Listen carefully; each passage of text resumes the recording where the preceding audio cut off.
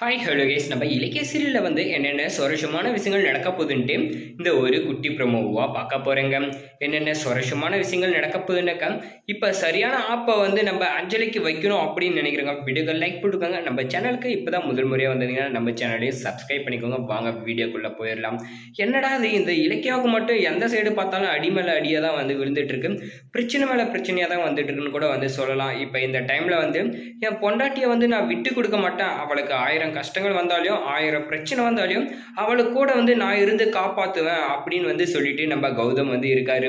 இந்த டைம்ல நம்ம கௌதம் பண்ணக்கூடிய வேலை தான் வேற லெவல்னு கூட சொல்லலாம். அது மட்டும் இல்லைங்க, தப்பு பண்ண எல்லாருக்குமே சரியான தண்டனையை இப்ப கொடுக்க போறாரு. என்னன்னு பாத்தீங்கன்னாக்கா நம்ம பைரவியும் நம்ம அஞ்சலி சேர்ந்து என்ன பண்ணாங்க, ஒரு ஆட்டத்தை போட்டாங்க இந்த இலக்கிய வாழ்க்கையில. ஆனா நம்ம கௌதம் போட்ட ஆட்டம் தான் வேற லெவல்னு கூட சொல்லலாம்.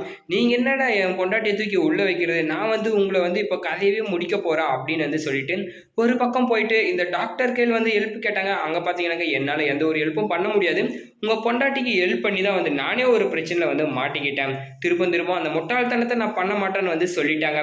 சரி நீங்க போயிட்டு இப்ப பைரவி கையிலயோ அஞ்சலி கையிலயோ போயிட்டு என்ன பண்ணுங்க, இந்த கேஸை வாபஸ் வாங்க சொல்லுங்க அப்படின்னு சொல்லி அனுப்பிச்சிட்டாங்க.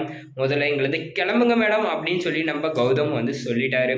சரி அடுத்த பிளான் என்னதான் போட போறாரு, இருக்கிற இந்த டாக்டரையும் அனுப்பிச்சிட்டாரு அப்படின்னு பார்த்தனாக்கா இப்ப நம்ம அஞ்சலி இருக்காங்க இல்லைங்களா, அவளே ஒரு கிரிமினல், அவளுக்கு மேல ஒரு பிளானை போட்டாரு நம்ம கௌதம். இதுக்கப்புறம் அவளால தப்பிக்கவே முடியாதுன்னு கூட சொல்லலாம். எப்படின்னு பாத்தீங்கன்னாக்கா இப்ப என் பொண்டாட்டி தூக்கி உள்ள வச்சு இவளை நம்ம நல்லபடியா கேட்டா இவ வாங்க மாட்டான், இவளவே நம்ம கடத்திட்டனாக்கா இப்ப அவ வாங்கிதானே ஆகணும் அப்படின்னு சொல்லிட்டு கேஸ் வாங்கலன்னா வாபஸ் வாங்கலாம் அவ கதையை முடிச்சு கட்டிட வேண்டியதுதான் அப்படின்னு சொல்லிட்டு கௌதம் என்ன பண்ணாருனாக்கா இந்த அஞ்சலியை கன்னை வச்சு மிரட்டி எப்படியோ ஒரு வழியா கடத்திட்டாரு. அந்த ஒரு டைம்ல என்ன ஆச்சுனாக்கா நம்ம பைரவிக்கு இந்த ஒரு விஷயம் தெரியாது, தெரிஞ்சனாக்கா தலைகீழ ஆடுவாங்க. நம்ம கௌதம் தான் பண்ணாருனாக்கா உன் பொண்டாட்டி பண்ணதே தப்பு, நீ அவளை காப்பாத்துறதுக்கு இந்த மாதிரி ஒரு தப்பு பண்றியா அப்படின்னு சொல்லி கேட்பாங்கன்னு சொல்லிட்டு என்னாச்சு இந்த இடத்துல நம்ம கௌதம் யாருக்கும் தெரியாம இந்த அஞ்சலியை கடத்திட்டாங்க. கடத்துறது மட்டும் இல்லாம நீ இப்ப கேஸை வாபஸ் வாங்க போறியா இல்ல உன் கதையை முடிச்சு கட்டிடுவா அப்படின்னு சொல்லி மிரட்ட ஆரம்பிச்சிட்டாரு.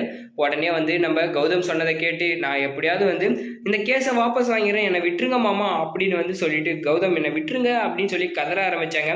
ஆனா உன் மேல நான் பரிதாபம் பட்டு தான் என் வாழ்க்கையில நிறைய இழந்துட்டேன், உன்னை சும்மா விட போறது கிடையாது அப்படின்னு சொல்லிட்டு நம்ம கௌதம் என்ன பண்ணாக்க கத்தி எடுத்து அவ கழுத்துல வச்சு கொல்ல பார்த்தாங்க. ஆனா ஒரு நேரத்துல சரி நீ இப்போ கேஸை மட்டும் வாபஸ் வாங்கிட்ட போதும் உன்னை உயிரோட விட்டுறான் அப்படின்னு சொல்லி ஒரு சான்ஸ் கொடுத்தாங்க.